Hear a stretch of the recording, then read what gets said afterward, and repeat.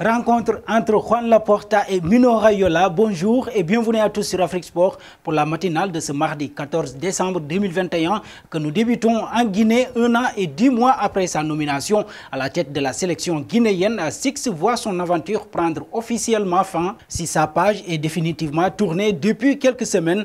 Ce n'est qu'aujourd'hui que le technicien français a été notifié de la rupture de son contrat avec la Guinée. À son arrivée à la tête du Chili le 12 février 2020, Didier Six a signé un contrat d'objectif. Il avait pour mission de qualifier l'équipe à la CAN 2022 et à la Coupe du Monde 2022. Hélas, il n'aura réussi qu'à atteindre un seul objectif, celui de propulser le Chili en phase finale de la Coupe d'Afrique des Nations, ce qui suffit en soi comme motif de fin de contrat.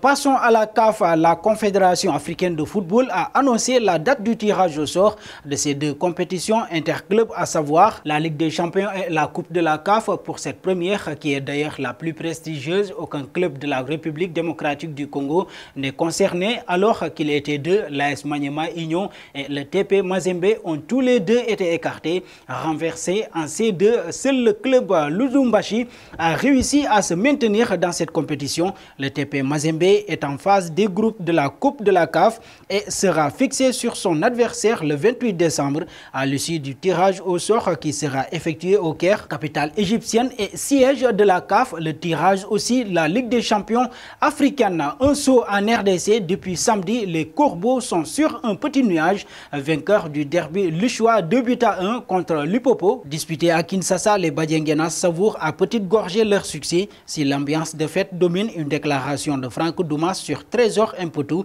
après la rencontre est passée presque inaperçue. Il a passé un message clair à la légende du TP Mazembe.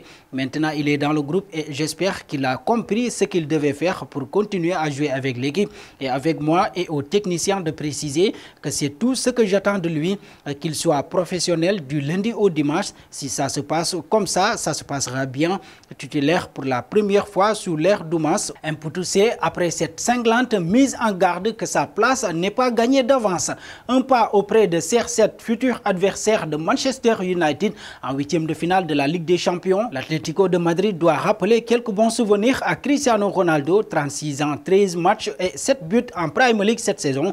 L'attaquant des Red Devils a inscrit 25 buts, toutes compétitions confondues, contre les Colchoneros. Depuis le début de sa carrière, seul le FC Séville a été davantage martyrisé par le Portugais avec 27 buts. Mais ce dont les Madrilènes se souviennent, c'est surtout la huitième de finale en 2019, lorsque l'ancien joueur de la Juventus Turin, après un match aller perdu 2-0, avait inscrit un triplé au retour avec ce fameux geste obscène en réponse à l'entraîneur Diego Simeone. Autant dire que le public du Wanda Metropolitano l'attend de pied ferme. Un saut au PSG, figure légendaire du Real Madrid, Sergio Ramos va affronter son ancien club avec le Paris Saint-Germain en Ligue des Champions. Le défenseur avoue qu'il s'agira d'un rendez-vous spécial en marge d'une opération de promotion en Espagne. Sergio Ramos a évidemment été invité à réagir sur ce tirage au sort de la Ligue des Champions qui le verra défier Madrid. Désormais, la réalité, c'est que je suis un joueur du PSG et je vais défendre mon équipe. Madrid traverse une bonne période, mais il reste des mois avant ce match et je vais tout faire pour défendre les intérêts de mon club, le Paris Saint-Germain. Revenir à la maison alors que je n'ai pas fait mes adieux très gratifiants. J'aurais aimé qu'il en soit autrement, mais c'est comme ça, a confié Sergio Ramos, qui s'attend à ce que son portable déborde de messages d'anciens coéquipiers dans les prochaines heures.